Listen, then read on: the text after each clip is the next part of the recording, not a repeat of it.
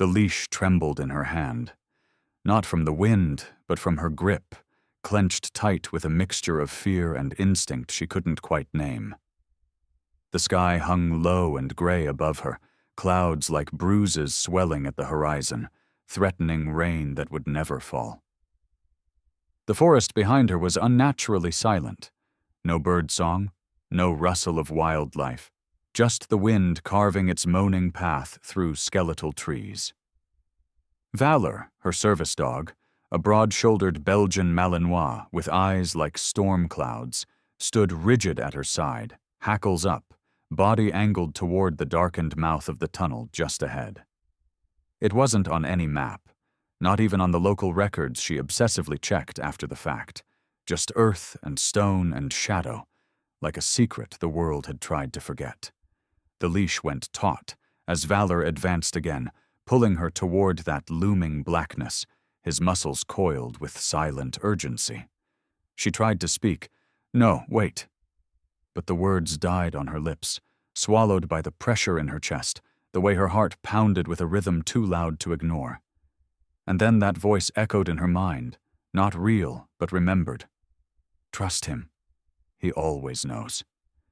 January 12th, 2022, 4:17 p.m.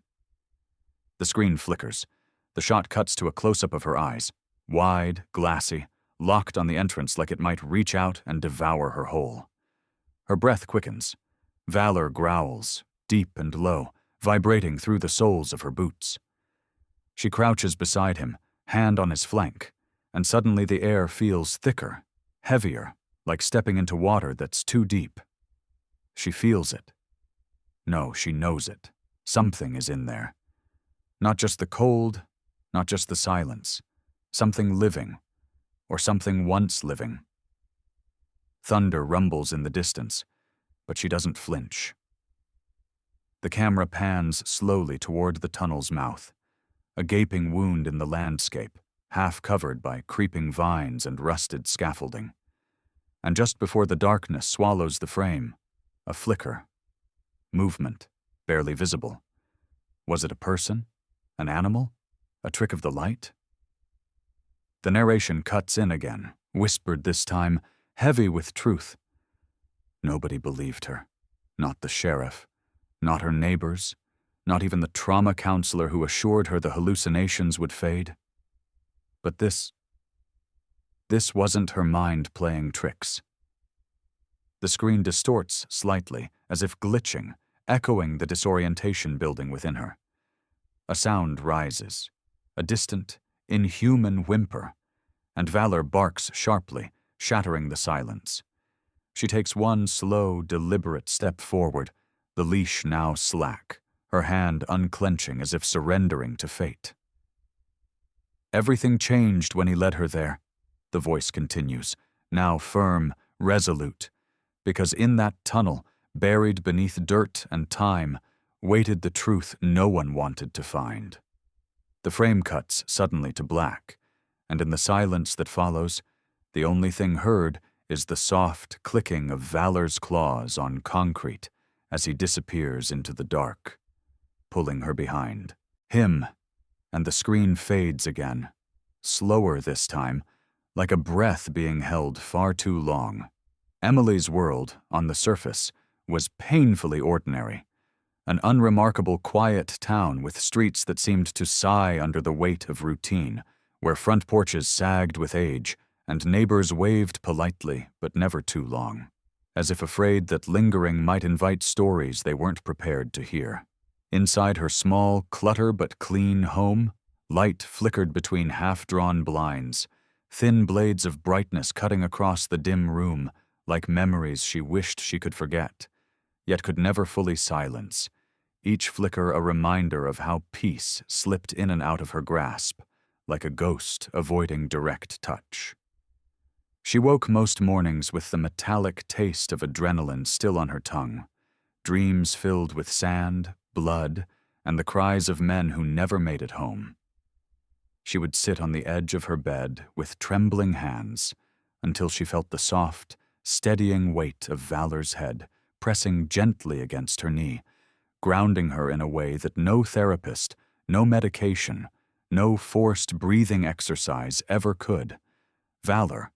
Once Sergeant Valor, a decorated military K-9 known for detecting explosives in war zones so tense the air itself felt rigged to detonate, now lived the quieter life beside her, watching her with those unblinking, storm-touched eyes that seemed to understand every unspoken fear curling in her chest. He moved through the house with disciplined grace, never too far, never too close, as if he'd memorized the precise distance at which she felt safe. Still, despite the soft hum of normalcy, she attempted to build around herself, watering the same small fern by the window every morning, making lukewarm coffee she rarely finished, sitting on her porch just long enough to convince herself she wasn't afraid of the outside world. The fractures remained, visible in every flinch at car backfires, every moment she froze when footsteps approached from behind, every night she left a lamp on because shadows sometimes moved where they shouldn't. Children played in the street, bikes rattling against pavement, their laughter like echoes from a life she used to remember, and though she smiled at them when they passed, her smile never quite reached her eyes. Inside the house, that flickering light between the blinds stuttered again, landing directly across the faded photograph of her unit taped to the fridge. Faces blurred by time, but their absence sharp as ever. Valor's ears twitched, picking up a sound she hadn't noticed, and he shifted closer, nudging her gently as if reminding her she wasn't as alone as she believed. The narrator's voice settled over the scene like a whisper against glass. Emily had escaped war, but peace never truly found her. She exhaled shakily, rubbing Valor's fur as if grounding herself to the only steady thing left in her life. The air thick with the bittersweet truth that survival didn't always mean healing, and that some battles followed you home, no matter how many miles lay between you and the battlefield. It began like any other afternoon, gray skies blanketing the town in a dull haze, sidewalks slick from last night's rain, and the hum of distant traffic blending with the rhythm of Emily's boots striking the damp path through the wood's edge trail. Familiar, controlled, predictable, Valor trotted ahead, as he always did, his gait calm, ears relaxed, stopping now and then to sniff at scattered leaves or mark a tree in that instinctive, canine ritual of routine. Until he stopped dead. It was sudden, so sharp it snapped the thread of Emily's thoughts, which had been drifting somewhere between past regrets and tomorrow's appointments. His body went rigid, tail raised but still, ears standing straight like antennae catching a frequency only he could detect. "Valor?" she whispered, voice low, uncertain, but he didn't turn to her. Instead, he pulled. Hard. The leash jerked in her hand, nearly yanking her off balance. "What the— Hey!" she called, stumbling to keep up as the dog, usually gentle and responsive, dragged her with a force she hadn't felt since the desert patrols years ago. Her heart pounded, not just from the physical exertion but from the way he moved, not aimlessly, not erratically, but with intent, like he was following something precise and urgent. Off the trail they went, through the brush, leaves crunching underfoot, thorns snagging her jeans as Valor bulldozed through the undergrowth. Emily's breath grew ragged, questions clawing at the back of her throat. Was it a trapped animal, a scent trail, a buried instinct snapping back into focus? She barely had time to think before he stopped, feet planted like stone in front of what looked like nothing. At first, just a mass of vines, a tangle of growth clinging to a hillside, until she stepped closer and saw it, the black, yawning mouth of a tunnel, half hidden by years of disuse, its opening ringed with rusted metal and crumbling brick. It didn't belong. Not here. Not on any map, not in any memory of this path she'd walked for months. She felt her stomach twist as she stared into that unnatural darkness, so deep and dense it felt alive, like a mouth waiting to inhale her whole. Valor's breathing slowed beside her, steady but alert, head tilted toward the entrance. He didn't growl. He didn't bark.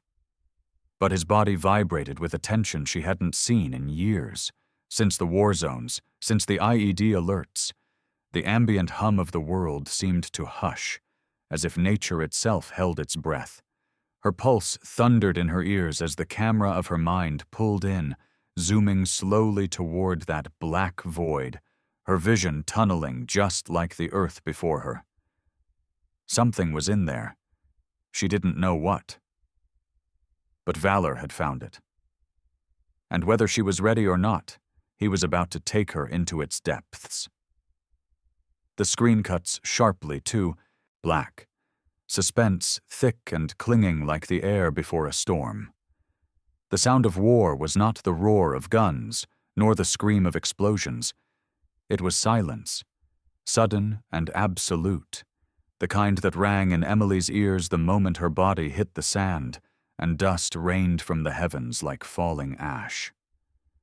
She blinked through the haze, stunned and deafened, as a dull red light painted the edges of her vision, her own blood mixing with the grit in her mouth. But her instincts, honed, brutal, exact, kicked in before the fear could, and she scrambled toward the shape lying motionless a few feet away, half buried beneath rubble. It was a dog, no, a soldier, limp, eyes flickering, shrapnel glinting cruelly from his side. Without hesitation she moved, fingers trembling but precise as she cut away fabric, applied pressure, whispered nonsense meant to soothe them both. The heat of the blast had passed, but the aftershock still pulsed in her veins like electricity. They'd been ambushed. She remembered the moment before, the K-9 unit walking just ahead, tail wagging lightly, a glimmer of peace in a landscape built on death. And then nothing but fire. She should have run. She didn't. She stayed. And Valor, though she didn't know his name yet, looked up at her with a pain so human it stopped her breath. She carried him back. Her arms shook from the weight, but her will never faltered. In the weeks that followed, as both soldier and dog recovered in parallel hospital beds, she'd visit him every day, whispering stories about her brothers back home, brushing his fur gently, feeling a calm she hadn't known she needed. They said the dog had saved lives, more than most humans ever could. And when he licked her bandaged arm for the first time, something in her finally cracked. They didn't speak, but they understood each other in a way no words could capture. When she was discharged, the ache in her chest wasn't for the battlefield. It was for him. Months later, when she found out Valor had been retired, she filed the request without hesitation, her hands steady as they hadn't been in months. Paperwork, patience, hope. And then one day, there he was, tail wagging, tongue out, eyes locked on her like she was the only solid ground left in a shifting world. From that moment on, he became her shadow, her silence, her safety. Through sleepless nights and shaking hands, through nightmares and back porch sunrises, he remained constant, unshaken, loyal in a way even her own reflection failed to be. Now, as she stood in front of that forgotten tunnel in the present, wind biting at her skin and fear crawling up her spine, the memory rose unbidden. On-screen text flickered in the frame like a whisper from the past. He never left me, not once. She reached down and rested her hand on his back, not for control, not to command, but as an anchor, a reminder that whatever waited in that darkness, they would face it the same way they had everything else, together. The cold clung to her skin like a second layer of clothing, seeping past her jacket, threading into her bones as she stood frozen at the mouth of the tunnel. Valor rigid beside her, ears flat, teeth bared in a low, guttural growl that echoed faintly against the stone walls ahead. An ominous sound that wasn't aggressive, but alert, defensive, like a soldier announcing the presence of something unseen. Emily's breath came out in sharp clouds. Each exhale met with silence so thick it pressed on her like weight, as if even the forest behind them refused to follow. The storm above, gathering in shades of black and bruised purple, crackled faintly with the tension of withheld violence, and the wind, once moving freely through the trees, now whispered in spirals, circling the tunnel entrance like it too, feared what lay within. She took a step forward, Valor staying close, his body brushing her leg as he moved, both their shadows swallowed by the mouth of the tunnel that yawned open like the throat of something ancient and hungry. The further in they stepped, the more the air changed. Cooler, yes, but still, too still, as if the tunnel itself had been forgotten by time, sealed off from the natural flow of life. Her boots crunched over gravel, and then something softer. Fabric. She crouched, Valor immediately pressing close to her side, and lifted a torn piece of cloth from the ground. A child's jacket, or what remained of one, stained, the edges frayed as though it had been torn by hands or worse. A few feet ahead, something glinted faintly under the weak light of her phone. A shattered cell phone, screen spidered and black, the casing covered in grime. Her fingers hovered over it, breath stalling in her throat when she heard it, the sound that stopped time. Crying. Human. Faint and far, yet real. It echoed down the tunnel like a phantom's whisper, bouncing off the walls in warbled fragments that made it impossible to judge distance or direction. A child's sob? A woman's broken breath? Her heart leapt painfully into her throat, her mind scrambling to rationalize, to explain, to doubt. But then Valor whined, not from fear but urgency, his nose lifted, body trembling with alert. Emily stood slowly, every muscle in her body taut, trying to control the shaking in her fingers as she swung the light deeper into the void, revealing only more tunnel, more stone, more shadow. The sound came again, more distinct this time, a hiccup of breath, a wet, miserable sob, and then silence, so absolute it screamed. Her legs screamed for retreat, her gut screamed forward. She didn't move. Not yet. The tension was too thick, too raw, cut to black. Delay, let the viewer breathe in the dread. The camera lingers on the tunnel, unmoving, as if daring something to step into frame. Thunder rumbles again, distant yet closer than before. The crying does not return, but its echo lingers like a bruise in the air. Something is in there. And it knows. They've arrived. The tunnel stretched deeper than Emily imagined possible, curving in unnatural ways as if carved not just by hands, but by hidden intent. Her flashlight's beam flickered against the moisture-slick walls, revealing graffiti long faded and shadows that seemed to twist just beyond her reach. The crying had stopped, but the sense of being watched hadn't, lingering on her skin like cold sweat. Valor moved ahead now, no longer pulling, but guiding. Low, deliberate steps, nose to the ground, a quiet growl rumbling every few feet like sonar returning with warnings. Then, without warning, he stopped. A soft whine escaped his throat. Emily's light followed his gaze, and her breath hitched. There, against the far wall, a shape slumped in shadow. She moved closer, cautiously, her heart pounding with every step until the light revealed what the darkness tried to hide. A girl, no older than 10, curled in on herself, skeletal thin, clothes torn, skin marked with bruises and dirt, her wrist shackled to a rusted pipe embedded in the tunnel wall. Emily dropped to her knees, emotion slamming into her all at once. Terror, rage, compassion. her hands hovering above the child as if touching her too soon might make her vanish. The girl stirred weakly, eyes fluttering open just enough to register the light, and then Valor, silent, soft, gentle, lay down beside her, his nose brushing her cheek, his body curved protectively like a living shield.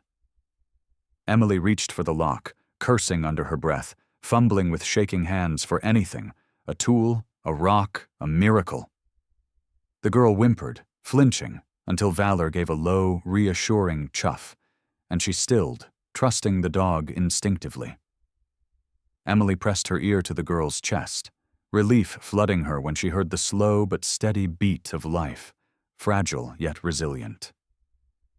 "You're okay," she whispered, more to herself than the girl.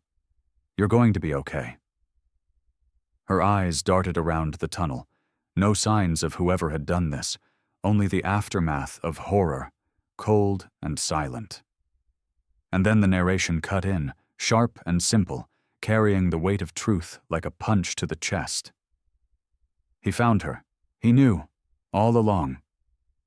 The line lingered in the air, unadorned, undeniable.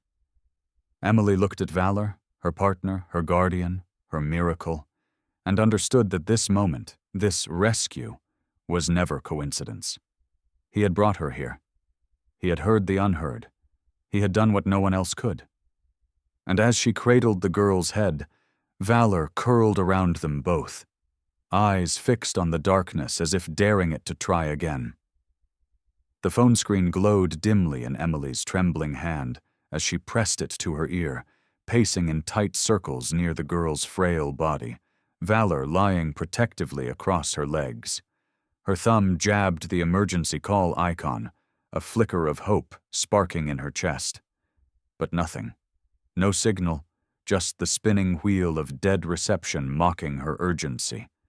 She moved, held it, higher, stepped back, waved it through the air like some ancient plea to invisible gods. But the storm above had thickened, clouds swirling like a clenched fist over the canopy, blocking everything. Light, warmth, and now help. Her breath quickened. She could feel panic knocking at the door of her control, but she slammed it shut and dropped to her knees beside the girl again, switching instinctively to what she knew best, triage. Her field medic training kicked in like muscle memory. Check the airway, pulse, bleeding. The girl was cold, barely responsive, but alive. Barely. Emily unzipped her coat and wrapped it around the child, then pulled a lighter from her pocket, an old, dented thing from her deployment days, tarnished but functional, and flicked it to life. The tiny flame flickered like a heartbeat in the darkness, casting dancing light on the girl's sunken face, on Valor's fur, on the tunnel walls that now seemed to pulse with a cold menace. That flicker became her symbol of defiance, of life refusing to be snuffed out. "Hang in there, sweetheart," she whispered, pressing the girl's hand between hers. But she knew they were running out of time. Hypothermia would set in. She needed help. Real help. Now! Her eyes turned to Valor, who was watching her with unnerving focus, as if already reading her thoughts. "Go," she said, voice breaking. "Go get them. Bring them." He hesitated just a moment, his eyes locked with hers, a silent promise passing between them. And then he turned and bolted, paws echoing off the concrete as he vanished into the darkness like a bullet loosed from a rifle.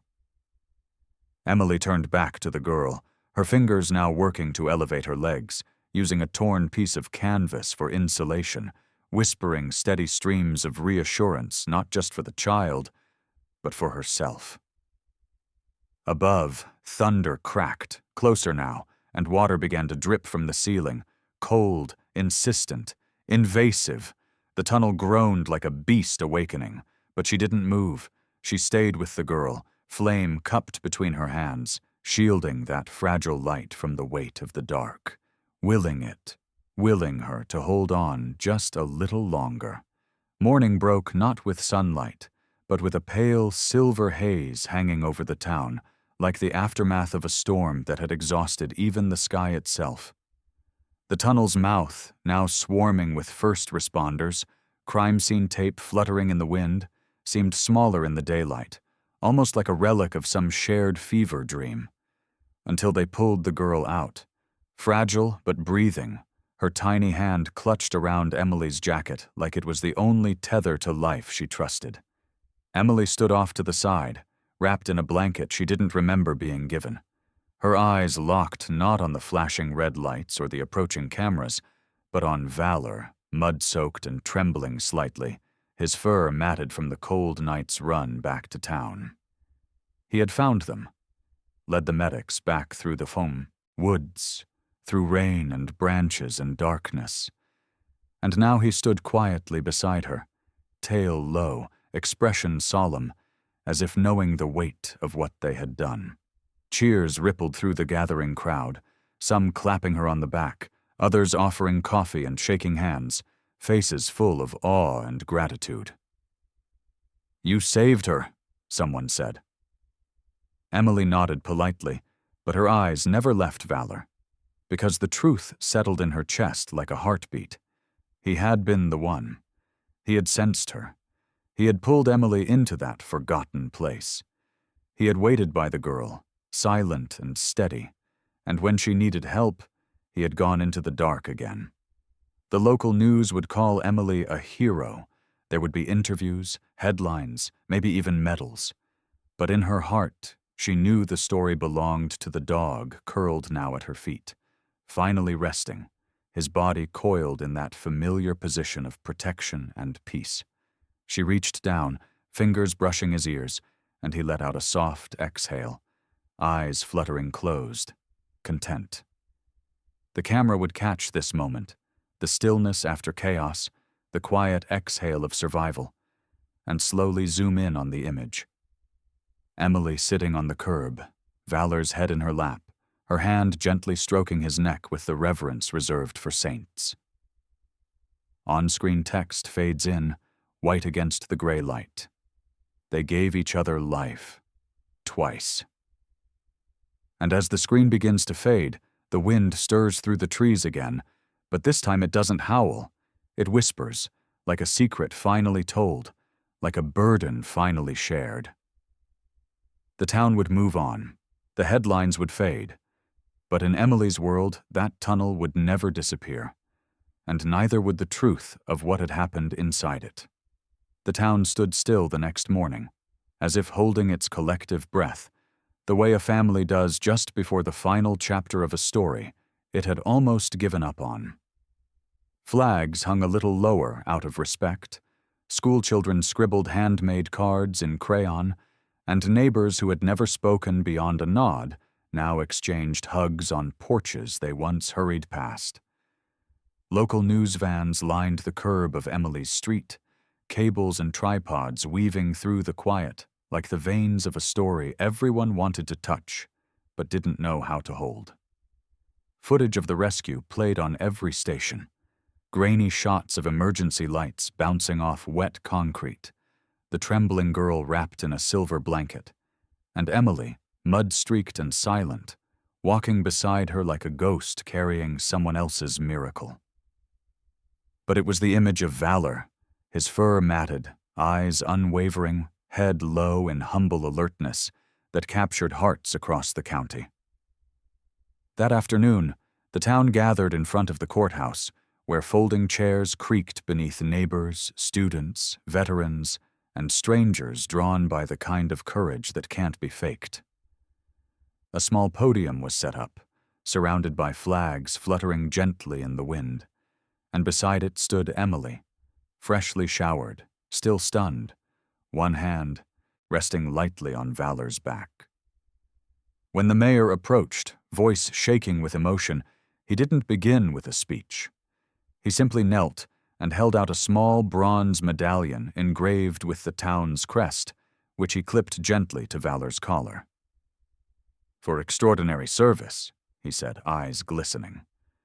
The crowd erupted, not loud, but steady, reverent, the way one claps at a funeral where the loss was narrowly avoided. Emily didn't speak. She didn't have to. The weight of the moment lived in her silence.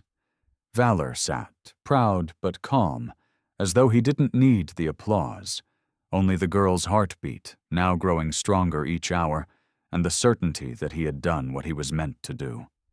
The narrator's voice returned, soft but resonant, a poetic current running beneath the surface of the ceremony. In a world where fear echoes louder than reason, it was instinct, loyalty, and love that led the way. As the camera panned in slowly, capturing the cinematic close-up of Valor resting his head in Emily's lap, her fingers brushing gently through his fur, the screen pulsed with warmth, the kind that doesn't burn but heals, quietly, steadily. The frame lingered as the wind caught Valor's ears, and the light shifted through the trees behind them, golden and soft, as if the world itself was exhaling after holding in a storm for far too long. The screen holds still, bathed in the echo of silence, the kind of silence that doesn't feel empty but full of everything left unsaid, of breath that trembles just before release, of the weight of a story that can't be shrugged off and refuses to fade. No music rises, no voice returns.